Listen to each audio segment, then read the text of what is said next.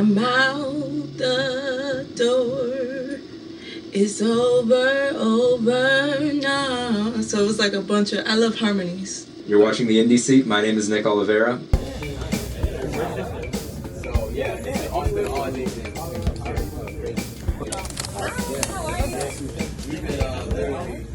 Today my guest is singer, songwriter, multi-hyphenate Remedy. Remedy, thanks for taking the time to sit down with us. Oh, no problem. Thanks for having me. I'm happy to be here. You started a girl music group in middle school. Yeah. And where you wrote a majority of the songs. What were you writing about at that age? It's so funny how conveniently the song popped up in my head. One of the songs that I wrote, it's over, I said it's over. And then at the same time I'm like, can't put up with you no more. I'm out the door. It's over now. So it was like a bunch of, I love harmonies. So I had all of them doing like different harmonies. Were they able to meet what you had in your head? They were good. Okay. They are good. They're still good singers to this day. I'm always interested in where the art comes from, especially when looking at the artist. I mean, you were what, 12, 13? Yeah, I was about 12. Where does that come from a child? Well, my mom played a lot of music. So music, well, I used to always call myself Beethoven because I always heard music all day anyway. I don't know. I think it's just life, listening to other artists. Because I used to study artists like very prolifically when I was young. Like really every single sound they made, I was following every single thing they did. I was listening to the emotion of what they were conveying. It was just a lot of things that I just kind of absorbed and then regurgitated. But it was just constantly coming. Now, you mentioned your mom playing all kinds of music. What kind of effects do you think that had on your own output of work? It greatly impacted me as an artist, just in general, because it's really hard to try to say. It's hard to say, oh, this is what I do, because I heard so many things. Every morning I woke up to music. Some days my whole entire day was filled with music, in addition to going to school and doing music, in addition to waking up and writing music, in addition to going to sleep and writing music.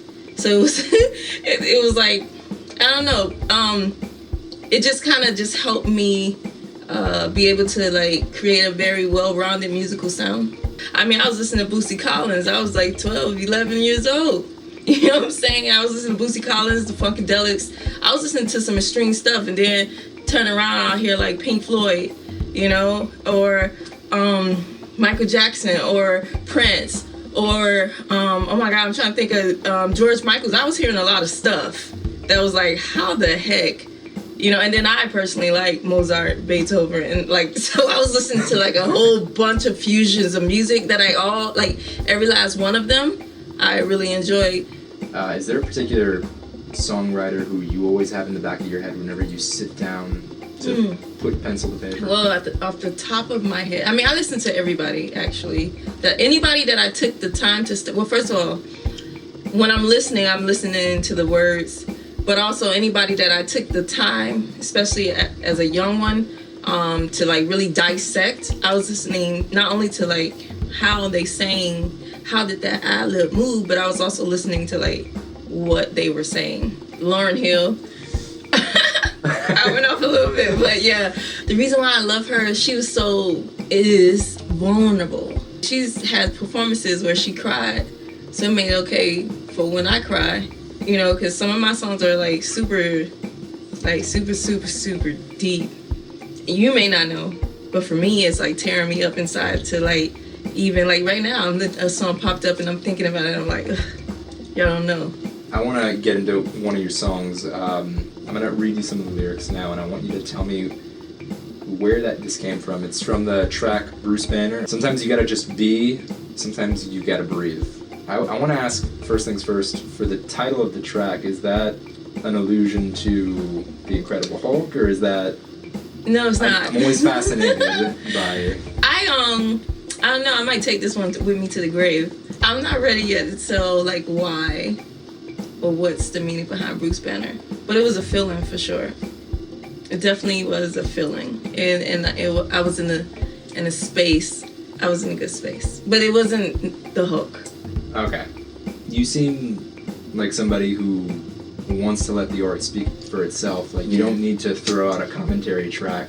Like, are you of the belief that the art should just speak for itself? Yeah, I feel like it should speak to you for whatever it means to you. So when you heard it, like for instance, you know, I listened to Bruce Banner, I wrote it, but sometimes I need to hear Bruce Banner.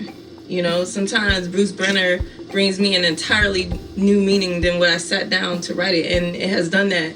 And the song it came out September 3rd, and it's still coming to me new. Especially sometimes you gotta just breathe, and I'm listening to it, and I'm like, okay, yeah, you're right. You heard what you said. So it depends on you when you're listening to it.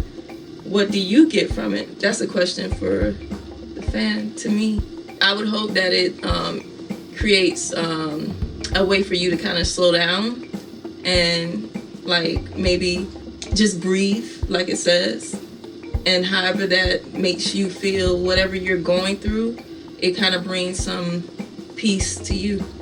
You have a master's in education, teaching during the day, performing at night. Did it feel like living a double life? Yes. Yes. Maybe triple, quadruple, because I'm a mom. Especially when I was subbing, there was a great deal where I was subbing, and that was really, to me, when I was really like out here hustling like crazy, performing all the time, 24/7. So I would go and I would perform, and then I would also like network a little bit at jazz. I would perform at jazz, and then after jazz, I would go to Love Hate, just when I had like a residency, and I would go to Love Hate, party, and then leave Love Hate, because I knew the DJs there, and then like a lot of different people who were circulating the scene at the time too would go there and party. So I would go there, and then I would go, because my daughters would probably be with my parents, and go grab them real quick, get them all dressed up, go to work, because I was a sub, but I had a school that liked me, so I went in like I was a worker every day, you know. So I would go in, and I would go to the security guard, because I got close with all the security guards, and I would say, hey, listen, I'm about to go in my car to go to sleep during lunch. Please, please, please, you know how that go. Please come and get me. Don't let the bell ring. So knock, knock, knock on the door. Come on, it's time. The bell ring. I'm like, okay, do that. Get my kids from school. Go make them dinner. Yeah, it was like a lot. And then it was also like Miss Longley during the day. You know what I'm saying? And Remedy at night. It was like two different. Like an alter ego, kind of. Yeah, it really was. It kind of messed my head up a little bit, straight up. Is it true that in the entertainment industry that no is the most powerful word?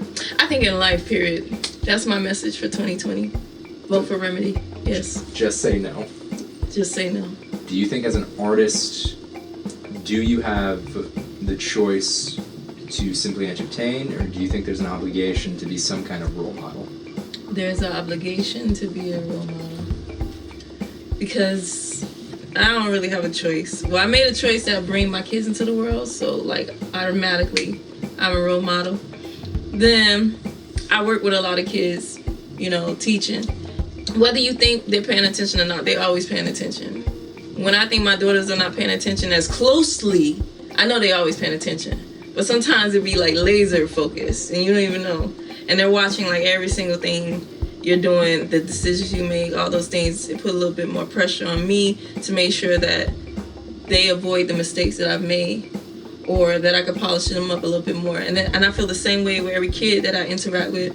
I also do feel like you can show the vulnerability in that too, that you are human, but it is a responsibility that you have. When I was younger, there was a lot of people who I looked up to. Maybe they never knew, maybe because I never said it. But I really did look up to them, and I admired them. And I remember there were a lot of opportunities that they could have actually reached out. They saw the potential in me.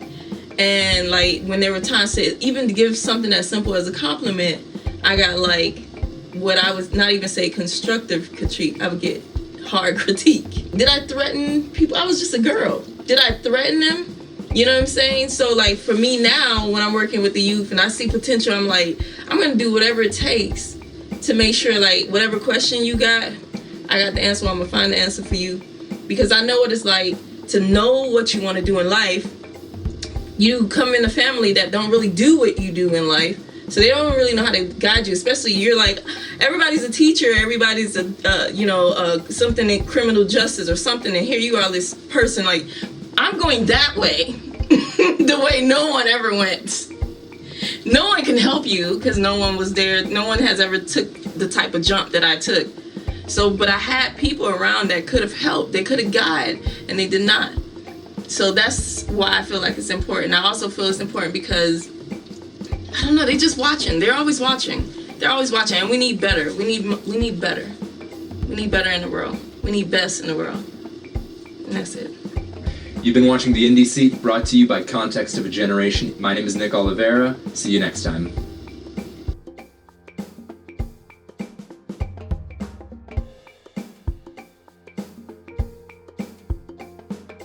So that was The Indie Seat. If you like what you saw and you want to be a partner, or if you want to collaborate with us, even if you're an artist and you want to submit your work, check out our website, contextofageneration.org, or go ahead and submit an email to us at submit@contextofageneration.org. And for all the artists, make sure you put your name, your social media handles, and attach some of your work as well. And for those who are interested in being a partner or collaborating, please email us and we would love to reach back out. Peace. That was The Indie Seat. Thank you.